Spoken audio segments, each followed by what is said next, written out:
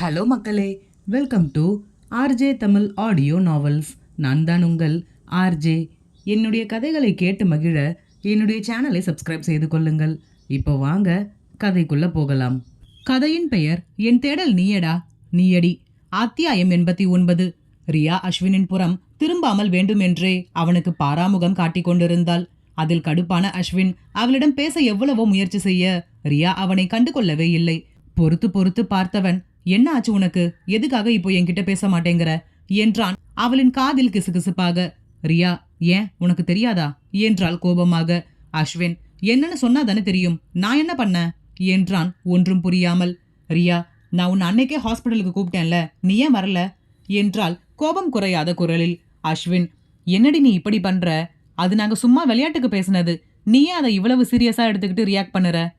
ரியா, எனக்கு அதெல்லாம் தெரியாது அஸ்வின், நீ என் கூட டாக்டர் கிட்ட வந்தாதான் நான் உன்கிட்ட பேசுவேன் என்று கோபமாக முகத்தை திருப்பிக் கொண்டாள். அஸ்வின் அலுப்பாக, சரி இப்போ உனக்கு என்ன வேணும்? நான் உன் கூட டாக்டர் கிட்ட வரணும் அதானே?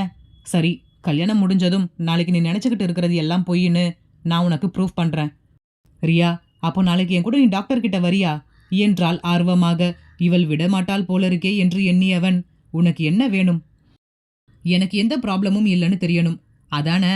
நாளைக்கு தெரியும் என்றவன் தன் வேலையை பார்க்க சென்று விட்டான். ரியாவிற்கு எப்படியோ அவன் வருகிறேன் என்று கூறியதே நிம்மதியாக இருந்தது. விக்ரமும் ஸ்ரீயும் மணமகளுக்கும் மணமகனுக்கும் மேடையில் ஏறி வாழ்த்துக்கள் தெரிவித்தவர்கள். அவர்களுடன் ஒரு புகைப்படம் எடுத்துக்கொண்டு கீழே இறங்கி முன்னிருக்கையில் அமர, அப்பொழுது சட்டென்று யாரோ விக்ரமை உரசியபடி அவனின் அருகில் இருக்கும் நாற்காலியில் அமர்ந்தது போல் உணர்ந்தான். யார் என்று திரும்பி பார்க்க அஞ்சலிதான். அஞ்சலி, சாரி மாமா, தெரியாமல் பட்டுடுச்சு என்றால் ஒன்றும் அறியாதவள் போல் பாவமாக முகத்தை வைத்துக்கொண்டு. விக்ரம், இட்ஸ் ஓகே என்றவன் மேலும் அவளை கண்டு கொள்ளாமல் திரும்பிக் கொள்ள, அஞ்சலி, எங்க அம்மா பண்ண தப்புக்கு நான் என்ன மாமா பண்ணுவேன்? என்கிட்ட ஏன் சரியா பேச மாட்டேங்கிறீங்க என்றால் கண்களில் நீரை வரவழைத்து கொண்டு. விக்ரம், இப்போ எதுக்கு அஞ்சலி தேவையில்லாமல் பேசுற? எதுக்கு வந்தியோ அந்த வேலையை மட்டும் பாரு. அஞ்சலி, இப்போ எனக்குன்னு யாருமே இல்ல மாமா, நீங்களும் என்கிட்ட இப்படி கோபமா பேசுறீங்க, நான் மட்டும் தனியா இருக்க மாதிரி இருக்கு என்றால் தன் கண்களை துடைத்தபடி. ஸ்ரீ விக்ரமின் காதில் கிசுகிசுப்பாக, ஏன் அவகிட்ட இவ்வளவு கோபமா பேசுறீங்க? பாவம், அவளை எவ்வளவு வருத்தத்தில் இருக்கா என்று கேட்க அவளை ஒரு பார்வை பார்த்தவன் எதுவும் பதில் பேசவில்லை. அஞ்சலி, எங்க அம்மா மட்டும் இப்படி ஒரு தப்ப செய்யாமல் இருந்திருந்தால் இந்நேரம் என் வாழ்க்கையே வேற மாதிரி இருந்திருக்கும். எங்க அம்மா பண்ண தப்புக்கு நான் அனுபவிக்கிறேன் என்றால் வருத்தமான குரலில். விக்ரம், இப்போ எதுக்கு அஞ்சலி நீ இவ்வளவு ஃபீல் பண்ற? அதெல்லாம் ஒண்ணும் இல்ல, நீ எப்பவும் போல மாமா வீட்டிலேயே கூட தங்கிக்கலாம். மாமாவும் அதுக்கு எதுவும் சொல்ல போறது கிடையாது.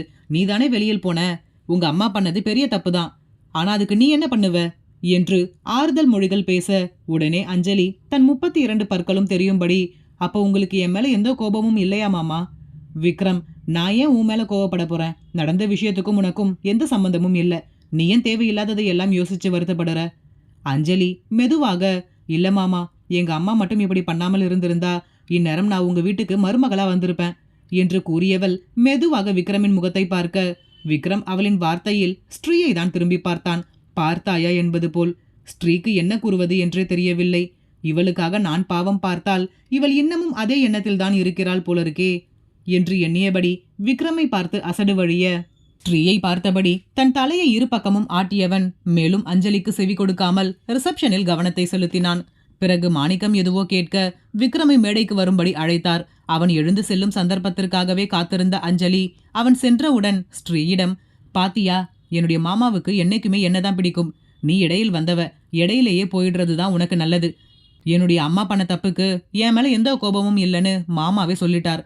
இப்போ நீ இருக்கிறது என்னுடைய இடம் என்று அவள் கூறியதும் ஸ்ரீ தன் இருக்கையை கை காட்டி, ஓ அப்படியா, இந்த சேரில் உன் பேர் எழுதியிருக்காங்களா? சாரி, தெரியாமல் இதுல உட்காந்துட்டேன். நீ வேணும்னா இங்க வந்து உட்காந்துக்கோ, நான் பக்கத்தில் உட்காந்துக்கிறேன் என்றாள் கிண்டலாக.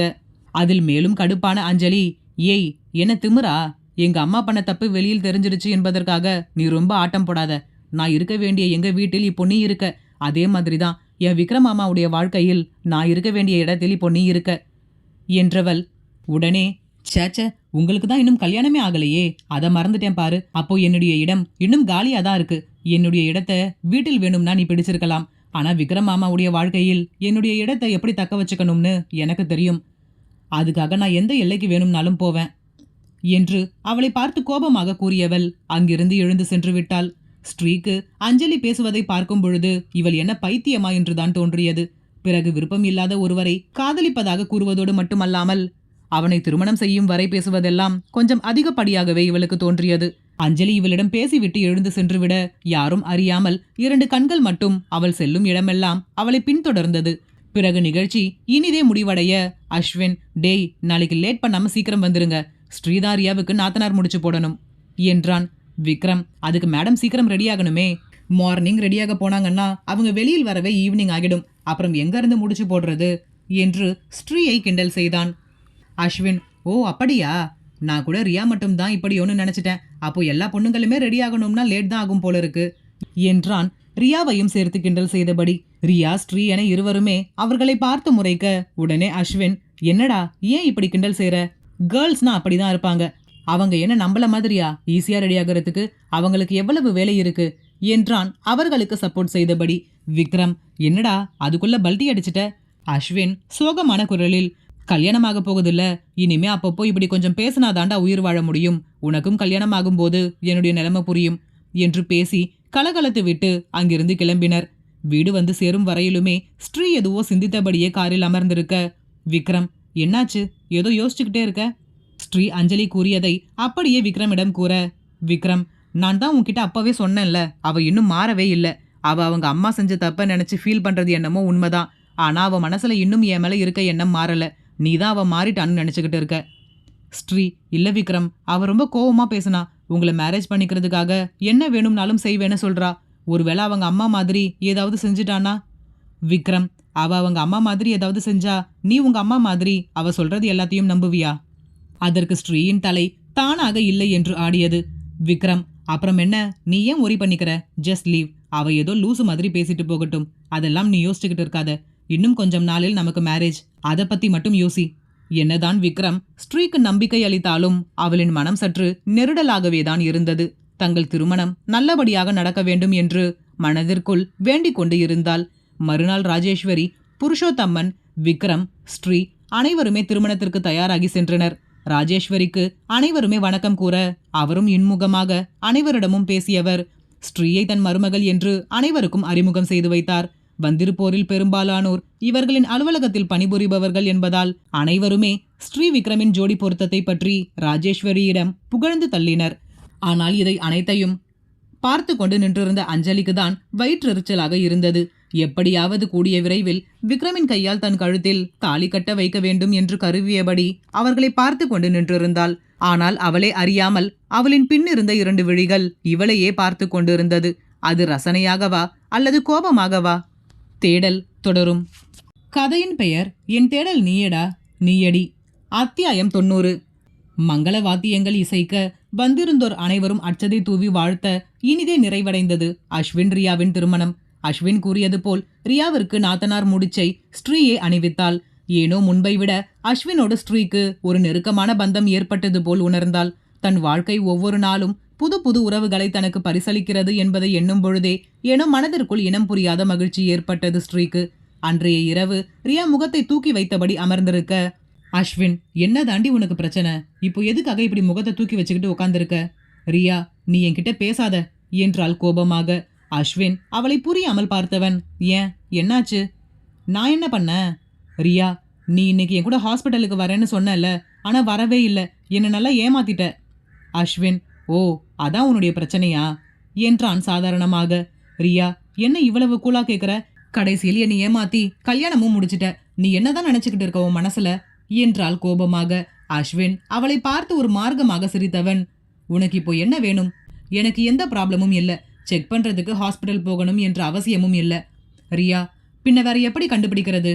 அஸ்வின், அதான் இப்போ நமக்கு கல்யாணம் ஆகிடுச்சே, நீ ஏன் கூட தானே இருக்க, நீயே டெஸ்ட் பண்ணி தெரிஞ்சுக்கோ. ரியா, என்ன உளறுற? நான் என்ன டாக்டருக்கா படிச்சிருக்கேன் உன்னை டெஸ்ட் பண்ணி தெரிஞ்சுக்கிறதுக்கு? அஸ்வின், இதுக்கெல்லாம் டாக்டருக்கு படிக்கணும்னு அவசியம் இல்லடி என் அறிவாளி என்றபடி அவளின் மூக்கின் நுனியை பிடித்து ஆட்ட, அதில் ரியாவிற்கு எதுவோ புரிவது போல் இருக்க என்ன கூறுவது என்று தெரியாமல் திணறியபடி நின்றிருந்தாள்.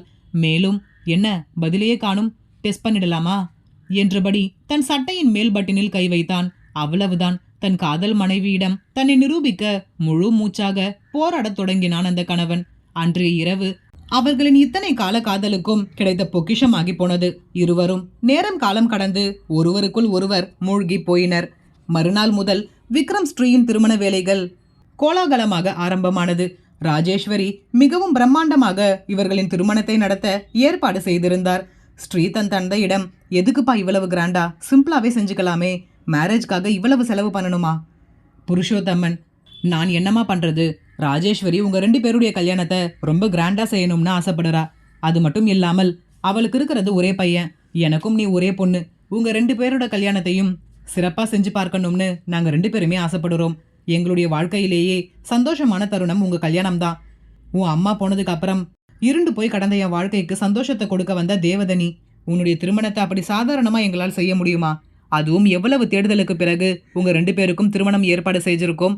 என்னுடைய சந்தோஷம், என் தங்கச்சியுடைய சந்தோஷம் எல்லாமே உங்க 2 பேருடைய கல்யாணத்துல தாமா இருக்கு. அதனால் நீ எதுவும் பேசாத, எங்க விருப்பப்படி செய்ய விடு. ஸ்ரீ தயக்கமாக, இருந்தாலும் இவ்வளவு செலவு பண்ணணுமான்னு தோணுதுப்பா. புருஷோத்தம்மன், அதை பத்தி எல்லாம் நீ யோசிக்காத. கல்யாணத்துக்கு மணமகளா தயாராகி நீ வந்து உட்கார்ந்தா மட்டும் போதும். மற்றதையெல்லாம் நாங்க பாத்துக்கிறோம்.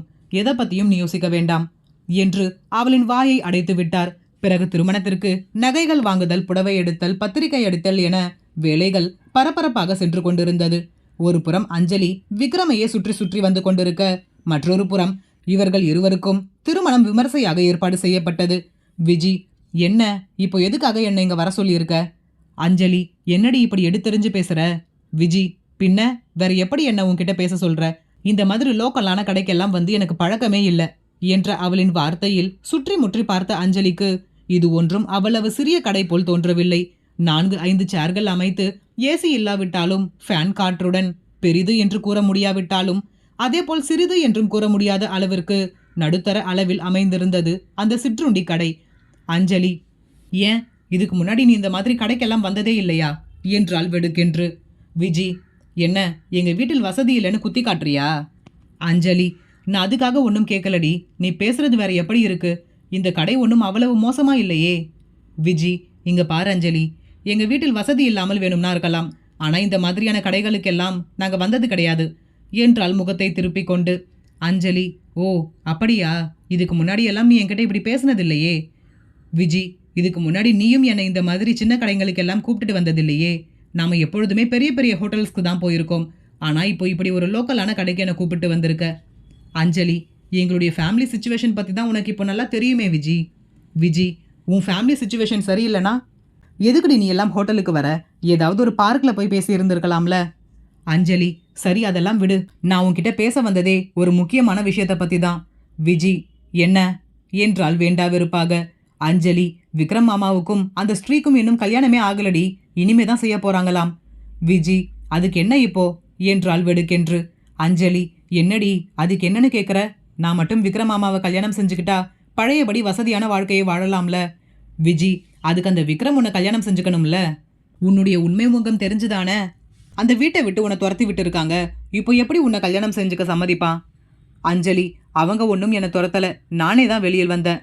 விஜி, அவங்க துரத்தினாலும் நீயே வெளியில் வந்தாலும் காரணம் ஒன்று தானே என்றால் இலக்காரமாக. அஞ்சலி, நீ இப்படியெல்லாம் பேசுவேன்னு நான் நினச்ச கூட பார்க்கலடி. விஜி, இங்க பாரு அஞ்சலி, பணம் காசு வசதி வாய்ப்பு எல்லாம் இருக்கிற வரைக்கும் தான் உன்னை எல்லாரும் தலையில் தூக்கி வச்சுக்கிட்டு ஆடுவாங்க. இப்போ நீ ஒரு செல்லாத காசு மாதிரி தான். உனக்குன்னு எந்த ஒரு மதிப்பும் கிடையாது, மரியாதையும் கிடையாது. அப்படி இருக்கும்போது அவ்வளவு பெரிய வீட்டுக்கு மருமகளா போகணும்னு நீ ஆசைப்படுறதெல்லாம் உனக்கே கொஞ்சம் ஓவரா இல்ல என்றால் நக்கலாக. அஞ்சலிக்கு விஜயின் பேச்சில் பெரும் அவமானமாகி போனது. விஜி, இங்க பாரு, நீ நல்ல வசதியான பொண்ணு. உன்னோட ஃப்ரெண்ட்ஷிப் வச்சுக்கிட்டா நானும் இந்த வசதியை எல்லாம் கொஞ்சம் என்ஜாய் பண்ணிக்கலாம்னு தான் உன் கூட ஃப்ரெண்ட்ஷிப்பே வச்சுக்கிட்டேன். ஆனா இப்போதான் உன்கிட்ட ஒண்ணுமே இல்லையே. நான் செலவு பண்ணி நீ சாப்பிட்ற நிலைமையில் இருக்க. இனிமே உன் கூட ஃப்ரெண்ட்ஷிப் வச்சிருந்து எனக்கு நோ யூஸ். ஸோ இனிமே இப்படி லோக்கலான இடத்துக்கெல்லாம் என்னை வர சொல்லி கூப்பிடாத. நாம மீட் பண்றது இதுவே லாஸ்டா இருக்கட்டும் என்றவள் எழுந்து சென்று விட்டாள். அஞ்சலிக்கு விஜயின் வார்த்தையில் அவமானத்தில் முகம் கருத்து விட்டது. அப்படியென்றால் பணத்திற்கு தான் மரியாதையா என்று எண்ணியவளுக்கு அவளின் மனசாட்சியே நீ மட்டும் என்னவாம்?